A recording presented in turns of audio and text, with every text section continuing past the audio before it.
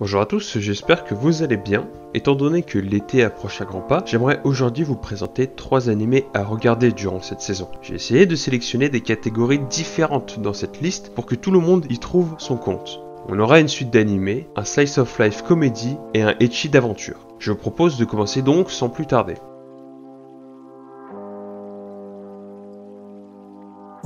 Kobayashi-san est une employée de bureau qui, au cours d'une péripétie, fait la rencontre de Toru, une dragonne lui servant de maid suite à l'aide que notre protagoniste lui a fournie dans le passé. Elles feront toutes deux des rencontres plus ou moins farfelues avec d'autres dragons au cours de leurs histoires. Ainsi, la saison 2 fait directement suite à cette partie du manga en nous introduisant un nouveau personnage qui rejoindra cette aventure draconesque. Concernant cet animé, je ne savais pas trop quoi en penser au début, étant donné que, dans le passé, j'ai découvert l'existence de celui-ci au travers d'un petit drama qu'il y avait autour de cette œuvre. En effet, Kobayashi-san no Maid Dragon est un animé qui nous montre, sur certains passages, une homosexualité de fond entre différents personnages. Cela, à l'époque, avait fait une petite polémique auprès de certaines personnes. Les premiers retours que j'ai donc eus de cet animé étaient plutôt négatifs. Ceci dit, j'ai voulu me faire un avis moi-même et suis allé le voir. Très sincèrement, je le trouve plutôt bien. Celui-ci ne nous ment pas sur ses intentions, la tranche de vie que l'on y suit est plutôt bien construite et intéressante. Et les personnages sont plutôt attachants au final.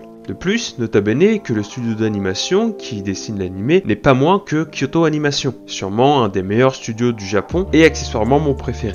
Après, il y a certaines choses qu'on pourrait considérer comme problèmes, entre guillemets, et ce que je peux tout à fait comprendre. Déjà, le fanservice qui est assez flagrant et des fois un peu trop envahissant. Ensuite, on a le côté slice of life qui est de temps en temps, même si c'est assez rare, un peu mou sur certains points. Et enfin, point qui n'est pas forcément visible, ou tout simplement non relevé par certains spectateurs, Toru et son forcing auprès de Kobayashi. Et oui, car si on n'en entend pas forcément parler, c'est un point qui est assez récurrent dans l'anime et qui peut devenir assez lourd au bout d'un moment si on est plutôt désapprobateur de ce genre de comportement. Car je ne pense rien à vous apprendre, mais forcer avec quelqu'un qui ne veut pas quelque chose, ce n'est pas bien. Après, dans l'anime, c'est montré d'une manière plutôt gentille et assez bien acceptée par tous les personnages. Donc à la limite, si ça ne vous dérange pas, ça peut passer tout à fait crème. En conclusion, c'est un anime que je vous conseille, car malgré tout, on est sur quelque chose qui reste plutôt sympa à suivre.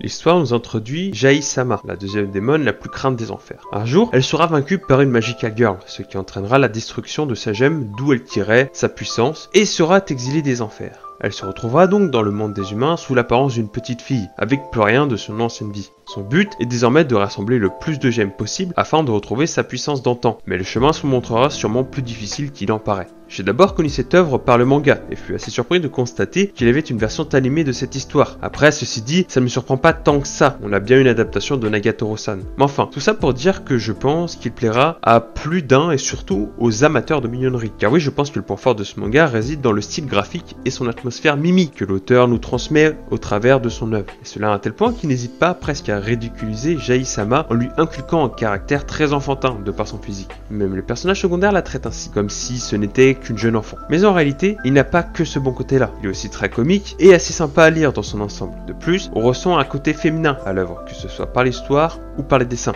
Après tout, son auteur, Wakame Kanbu, est une femme, ce qui est plutôt peu commun dans la mangasphère et apporte un petit quelque chose d'original. En clair, je vous conseille d'aller le voir lorsqu'il sortira. Au moins quelques épisodes pour savoir si l'univers vous correspond ou non.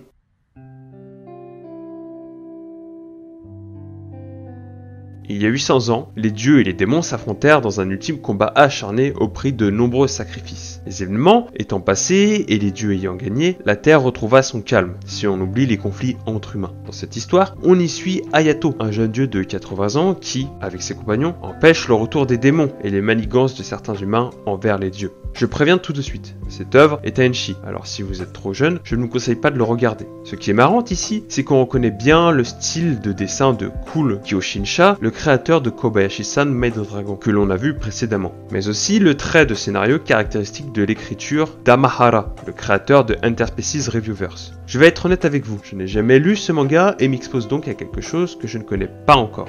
me suis principalement basé sur le fait que l'auteur et le dessinateur ont déjà un background plutôt solide. Que ce soit pour l'un ou pour l'autre, leurs créations sont reconnues et souvent très appréciées des consommateurs. Alors j'espère ne pas me tromper et vous avoir sélectionné un Ichi de bonne qualité. Après, au vu des notes, il a l'air d'être plutôt accepté, donc je ne me fais pas trop de soucis. En revanche, les choses que je peux te dire, c'est que le style graphique est plutôt sympa et l'histoire a l'air assez marrante à suivre, même si celle-ci reste plutôt classique et ne prend pas trop de risques, comme beaucoup d'œuvres de nos jours d'ailleurs. Voilà, c'est tout pour cette vidéo, j'espère qu'elle vous a plu. Si c'est le cas, le petit pouce bleu, et je vous invite d'ailleurs à m'écrire dans les commentaires quel animé vous attendez le plus cet été. Pensez à vous abonner si ce n'est pas encore fait, ça me soutiendrait énormément. Sur ce, moi je vous souhaite une bonne fin de journée ou une bonne fin de soirée, et vous dis à dimanche prochain. Portez-vous bien d'ici là, ciao tout le monde!